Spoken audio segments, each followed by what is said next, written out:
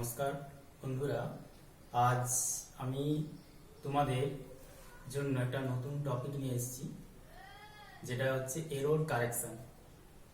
Error মানে হচ্ছে ভুল, আর কারেকশন মানে হচ্ছে সংশোধন, অর্থাৎ বাক্যে যে ভুল থাকবে তার সংশোধন। আমরা প্রতিনিয়তই ইংরেজিতে অনেক কিছু লিখে থাকি, সেক্ষেত্রে আমরা অনেক ভুল বাক্য লিখে থাকি এবং সেই ভুলগুলো আমরা বুঝতেও পারি না যে এগুলো ভুল হচ্ছে। যাই হোক, এরকমই কয়েকটা বাক্য নিয়ে আমরা আজ আলোচনা করব। এগুলো জানলে আমরা রাইটিং এর দিক থেকে অনেকটা স্ট্রং হতে পারি। যাই হোক, আমি বেশ কয়েকটা ইন্টারেস্টিং এরকম সেন্টেন্স নিয়ে আলোচনা করব, যেগুলো আপাত দৃষ্টিতে মনে হবে ঠিক, কিন্তু ওর মধ্যে কিছু ভুল আছে। ঠিক আছে?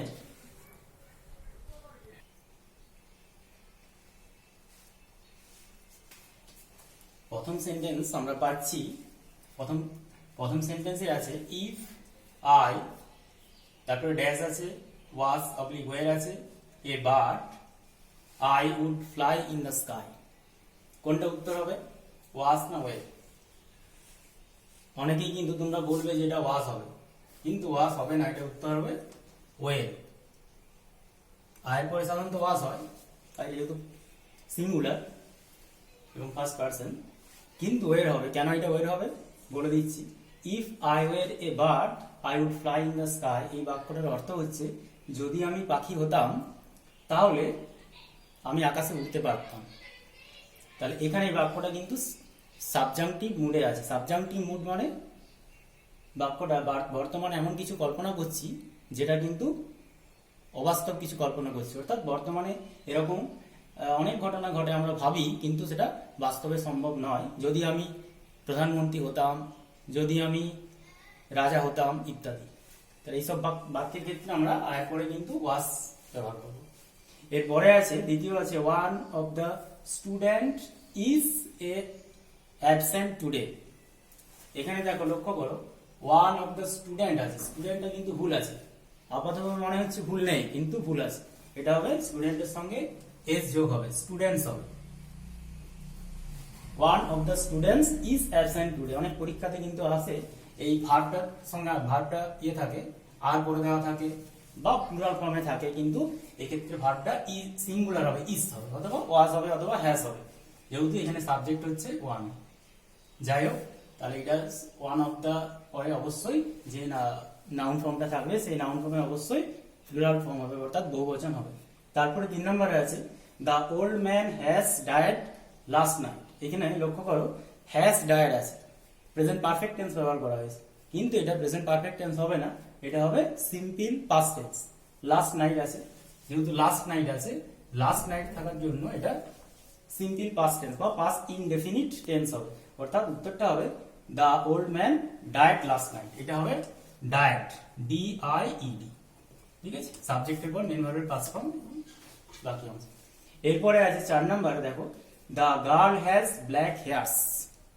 এখানে হেয়ারের সঙ্গে এস যোগ আছে, এটা ভুল আছে, এস যোগ হবে না। কেন হবে না? কারণ হেয়ারটা সবসময় আনকাউন্টেবল নাউন, কারণ হেয়ার কাউন্টেবল নাউন নয়, অর্থাৎ হেয়ার চুলকে গোনা যায় না, তার জন্য এটা এস যোগ করা যাবে না, অর্থাৎ এটা হেয়ার হবে, HAIR।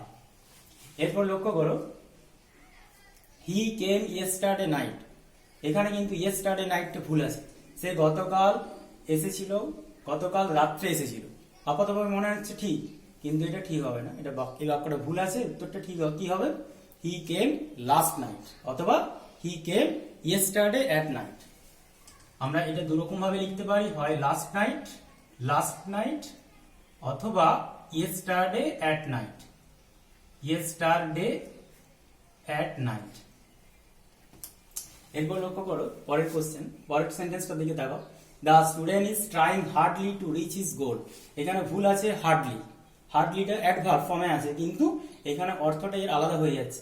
হার্ডলি মানে কদাচিৎ, তাহলে ছাত্রটা কদাচিৎ চেষ্টা করছে তার লক্ষ্যে পৌঁছাতে, অর্থটা পুরো পাল্টে যাচ্ছে, তার জন্য হার্ডলি ওয়ার্ডটা ভুল। এখানে হবে হার্ড, এখানে হার্ডলি পরিবর্তে ব্যবহার করতে হবে হার্ড, HARD। হার্ড মানে হচ্ছে কঠোরভাবে বা ভীষণভাবে চেষ্টা করছে। The student is trying hard, ছাত্রটি ভীষণভাবে চেষ্টা করছে তার লক্ষ্যে পৌঁছানোর জন্য। হার্ডলি হলে ভুল হবে, কারণ হার্ডলি শব্দের অর্থ কদাচিৎ। এখানে তার যেটা উত্তর হচ্ছে সেটা হচ্ছে হার্ড, HARD, তার অর্থ হচ্ছে ভীষণভাবে বা মানে খুব ভীষণভাবে। তারপরে আছে সাতেরটা, ডু নট মেক নয়েস।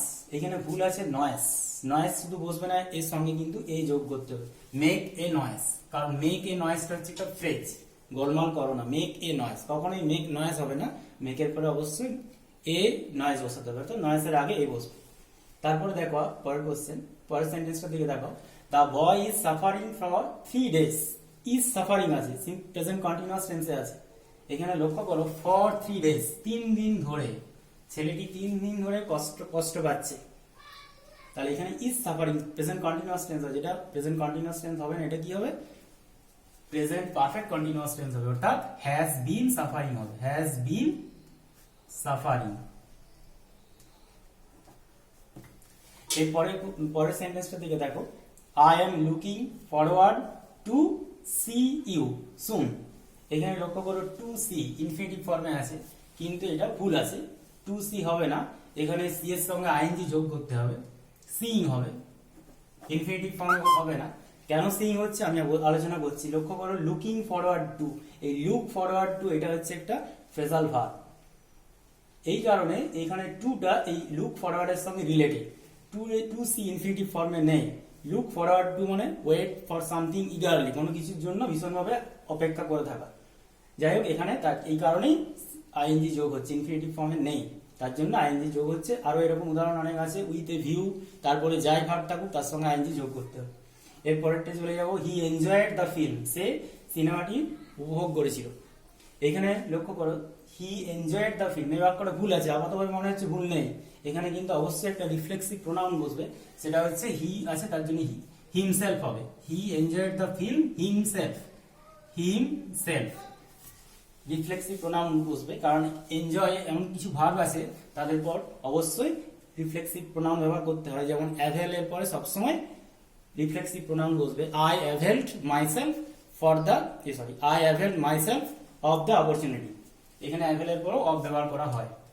এরপরেরটা দেখো, I am too glad to see you, এখানে টু গ্ল্যাড আছে, টু গ্ল্যাড কিন্তু হবে না, টু গ্ল্যাড হবে না এখানে, কারণ টু এর পরে আর একটা ইনফিনিটিভ হয়, ঠিক আছে, এটার অর্থটা আলাদা হয়ে যাবে। Too glad to see you এটা অন্য অর্থে হয়, এখানে কিন্তু আই এম ভেরি গ্ল্যাড হবে, আমি তোমাকে দেখে খুব আনন্দিত, এখানে কিন্তু অবশ্যই ভেরি গ্ল্যাড হবে।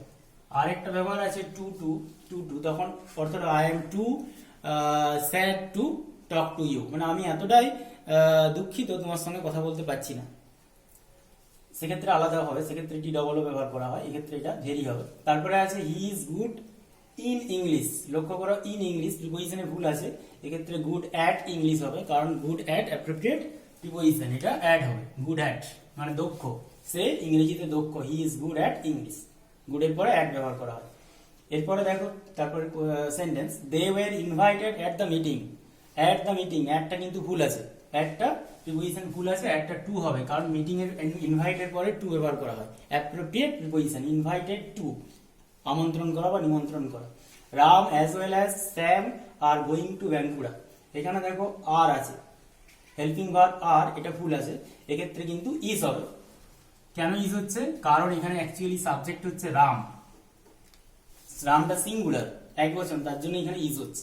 অ্যাজ ওয়েল অ্যাজ এরপরে যাই থাকুক না কেন, এই ক্ষেত্রে সাবজেক্টটাকে আমাদের প্রথমেরটাকে সাবজেক্ট ধরতে হবে, এখানে রামটা হচ্ছে সাবজেক্ট, তার জন্য সাবজেক্ট যেহেতু সিঙ্গুলার, এক্ষেত্রে ভার্বটাও সিঙ্গুলার হবে, ইজ। আইদার হি, পরেরটা আছে either he or I R guilty, এক্ষেত্রে আরটা ভুল আছে, ভার্বটা ভুল আছে, আরটা কি হবে, আরটা অ্যাম হবে। আইদার অর নেদার নট এগুলো হচ্ছে কোরিলেটিভ, এক্ষেত্রে কোরিলেটিভের ক্ষেত্রে আমরা পরেরটা সাবজেক্ট হিসাবে নেব বা সাবজেক্ট হিসাবে ধরবো, এক্ষেত্রে সাবজেক্ট হচ্ছে আই, আয়ের পরে কি ব্যবহার করা হয়, অ্যাম, তার জন্য আই অ্যাম হবে, এক্ষেত্রে হিটা কিন্তু সাবজেক্ট হিসাবে ধরলে হবে না, আই কে সাবজেক্ট হিসাবে ধরতে হবে। এরপরে আছে পরের সেন্টেন্স আছে, the sun rise in the east, এটা তো সবাই বুঝতে পারছো, কারণ রাইজটা থার্ড পারসন, রাইজটা প্রেজেন্ট ফর্মে আছে আর সাবজেক্ট হচ্ছে থার্ড পারসন সিঙ্গুলার, তার জন্য রাইজের সঙ্গে কি যোগ হবে, এস যোগ হবে।